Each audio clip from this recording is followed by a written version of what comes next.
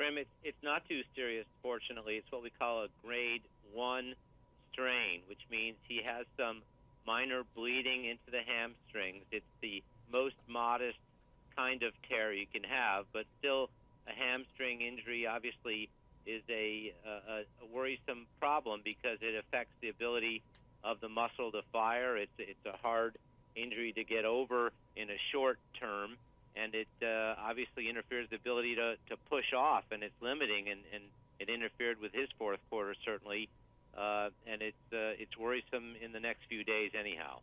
Will he be able to play? Well, the question is how well will it play? I mean, they can suit him up and get him out there, but it's going to be a nuisance at the minimum. They'll try to treat him. I'm sure they're going to nurse it and stretch him and give him some therapy and maybe even inject some about it. But there's no question that it's too early to get him well. I think he's got to play. It's not something where they can afford for him not to play. But I think it's going to be a problem for him, and it's going to be sore. Well, this is obviously the physical activity at the maximum level. It's an NBA Finals, so you know the intensity is going to be high. He's going to have to be running up and down the court, stopping and going. So how is this going to affect him on the court? It's going to affect him probably more so in terms of the amount of time he plays. That is, I think they'll probably limit his time on the court.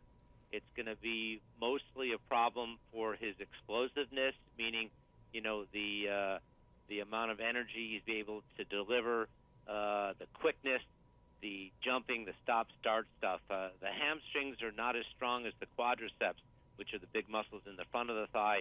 That's why they tear more often. And it's going to affect him some with his quickness, and that's the key to him being effective. So I think it's going to be a little limiting for him.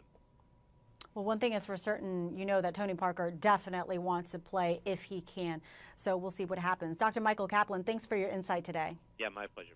We'll keep you updated on this story as it progresses. For more on this and also a preview of Game 4, which is Thursday night, log on over to our NBA homepage on ESPN.com.